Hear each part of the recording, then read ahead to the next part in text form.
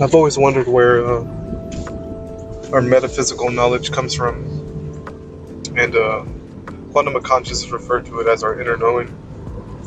And even before I discovered his channel, I've always wondered what it meant or what it was. To tell a little story about myself, um, I was raised on welfare, and my mother had no shame in it.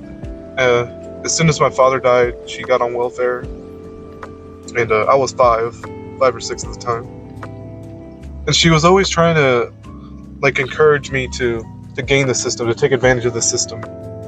You know, applying for food stamps, how to do this, take out loans, basically teach me how to be in debt. And I remember having these very specific thoughts about how it was wrong. Even as like a 6 or 7 year old, she would tell me, like, we would go to the post office. I remember being at the post office, she would show me the check. It was like, I think at the time, it was early 90s, like, and the amount was round, I want to say. I remember seeing like $700 or $600, something like that. It might have been less, might have been more, that's not the point. And I remember seeing these checks and this money that, and to me, as a little kid, like not really understanding what the government is or what welfare is. So in my mind, I'm like, who is giving us this money, and do we have to pay it back? And I don't know, like, where in the world does that come from? Because I was 6 or 7 at the time, and who thinks like that, right? But it's not. I'm not saying I'm some special case. I'm talking about a lot of people go through that, where the right and wrong are just axiomatic in that way. Like there's something wrong there. To me, my inner knowing told me there was something wrong about taking money for free, and it wasn't for free. And I understand that now. But it's like, and that stayed with me. And my mother was always trying to like teach me the opposite, to take out handouts, to take handouts, right, and to game the system, apply for food stamps, do all this and that. And the bottom line was she just didn't want to work.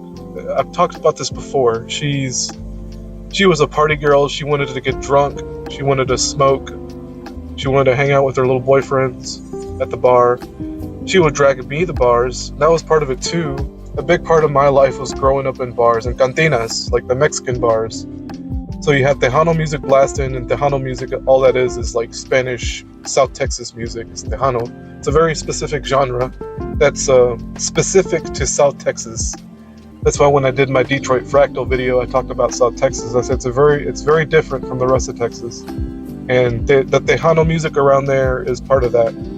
Some people call it like cumbia music, which is more Cuban inspired, I believe, but that's not the point. What's funny is that for the longest time, I associated Tejano music with like drunkenness and loudness and rudeness, and in a sense, I still do, but the past like 2 years or so, or the year and a half or so, I've kind of grown to appreciate it again. And maybe it's nostalgia, right? And my channel name is Post Nostalgos, so it's like, it's about getting over your nostalgia. But it's okay, in my opinion. Like, you can recognize when you're being nostalgic, and then you get past it, right? Like, let's say, well, this is turning into something else. This is fine, actually, because I didn't know what I wanted to talk about. But let's say, for instance, you have nostalgia. You have a sudden wave of nostalgia, right? And the problem is, to me, is you're not getting past the hump of the nostalgia. Like, you have the nostalgia. It's okay to have the nostalgia. Just don't cling to it. Don't identify with it. Like, just understand that it's just a memory now. There's no past and future. Like I've said many times, there's only the present. And whenever I hear a Tejano song, I was like, oh yeah, you know. And it's like thinking back on it, like I'm not bitter anymore. I've talked about this. I forgave my mother and all the crap she put me through. Like, and here's the big thing. Like, she used to drag me to bars, and on a school night, you know. So it's like, and I remember something very specific where I had to like some dumb project due in the 5th grade, and instead of doing it ahead of time, I decided to wait at the last minute. That's my fault, thinking back on it, right? But I remember being really upset because I remember telling her all this, and like her stupid little boyfriend at the time wouldn't her dumb little boyfriend at the time didn't want to leave, so I didn't get home till like 2 a.m. and I just rushed something out the door, and I got like I think they gave me a C just for like effort, which I was fine with because I fucking hated school. You know what I noticed though? Real people, let me put it this way, real spiritual beings, RGBs, as children, they hate school because there's something just so soul-sucking about the system. Like, it's based on German. From what I heard, I want to research this more someday, but I heard it's based on like German-style prisons with the bell going off every 50 minutes, and I think they would actually try to educate prisoners. I'm maybe getting that wrong, but you get my point. It's not based on anything wholesome, that's for fucking sure. And they put our children through it, like they put us through it. If you're born in America, or born anywhere in the West, actually. I don't know how schools are anywhere else. I don't really give a damn. I just know for a fact that the West is like this. And my daughter, for instance, it's like almost every Monday morning, especially after a long break. Like, we got Christmas break coming up, which is a good 10 days. She's going to be off, well, more actually, including weekends, but she's going to be off for 2 weeks. And I couldn't really tell you when it's time to go back in the beginning of January. She's going to be real upset because she doesn't like being away from us. She doesn't like being away from her cats. She loves her cats like brothers and sisters. I've talked about this before. And it's like, it takes her away from her stuff, and it's like her parents. And it's just something so devastating about that, so soul-sucking. And she's already aware of the nonsense of the school system. And I'm just trying to get it inside her to not be angry. Like, I'm not begging her, but I'm just trying to reason with her in a way. I don't, like, when she starts ranting about school, I don't go along with the crap. I'll just say, look, you need to back up a bit. And I understand she's only 10, she's about to be 11 in March. Look, back up a bit, and I need you to just deal with it. I understand you're upset. I went through the same thing you are. Her and I are so much alike.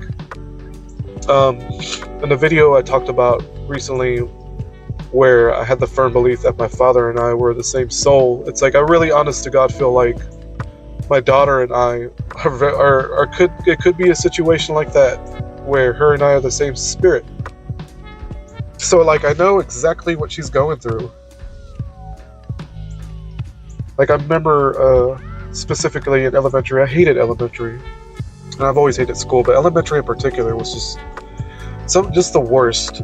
Like, K through 5th grade is just the absolute bottom of the barrel garbage lessons, teaching. It's just so soul-sucking. It's all soul-sucking. So there's something special about K through 5th grade. It's just the absolute bottom of the barrel teachers. Just the worst people imaginable that run those places. I firmly believe that now. Thinking back on it, my teachers were just bitter old hags. To them, it was just a career. It was just a career. There was nothing inspiring about them. They're just a bunch of hags doing their job. And that's the problem. That's part of the problem. They're like, all of my teachers were like, the ones that have been there the longest, the legacy teachers who've been there for like 20, 30 years, were the absolute fucking worst, because they were just bitter government workers who just hated children. They hated originality. They hated creativity. Just nasty people. And this is what my daughter's going through. She tells me about these crazy teachers, and like, the best thing I could do is tell her to not be angry, because it's like, what else can you fucking do in that situation? Like, the world is against her right now. The world is always going to be against her, even doubly so because she's a female. Like, this world is not set up to massage her inner knowing, her inner spirit. There's still something in her that tells her right from wrong. They can't delete that. They try to take that out of me. The inner knowing, guys, like, what else can I say? My daughter has inner knowing. She's only 10. And what besides having a father in her life, where does that inner knowing come from?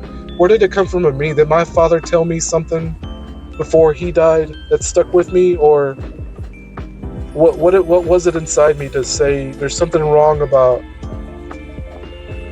There's the inner knowing told me there's something wrong about my mother doing what she did to get by, not wanting to work, sleeping with whoever, sleeping with random men, putting men between me and her, taking money from the government, taking food stamps. Like what was it inside me that told me something was wrong? Because I guarantee you, anybody who's listening, you had that inner knowing as well. Just if you just think back to the, especially when you think back to the people who traumatized you, just think back for a minute. Like, golly, there was something. Like the moment they traumatize you, your inner knowing told you. Like the moment they traumatize you, their inner knowing told you that there was something wrong. And I don't care what country you're from. Like I don't care if you're from the West, from the East, you're from Eastern Europe. You have this inner knowing, and it's like just the culture doesn't matter. There's something else going on. The language doesn't matter. The race doesn't matter. The skin color doesn't matter. That's why I made that video where I said racism doesn't exist, because it's all nonsense. I think that's all I have to say, guys. Thanks for your time.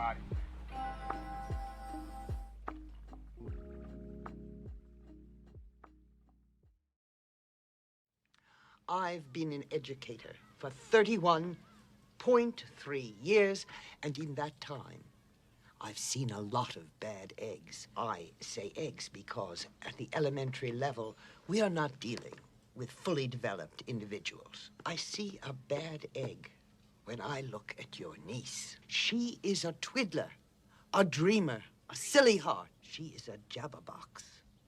And frankly, I don't think she takes a thing in her life or her career as a student seriously. She's only 6. That is not a valid excuse. I hear that every day, and I dismiss it. I don't think I want to know a 6-year-old who isn't a dreamer or a silly heart. And I sure don't want to know one who takes their student career seriously. I don't have a college degree, but I know a good kid when I see one. Because they're all good kids. Until dried-out, brain-dead skags like you drag them down and convince them they're no good. You so much as scowl at my niece or any other kid in this school, and I hear about it, and I'm coming looking for you. Take this quarter. Go downtown and have a rat gnaw that thing off your face.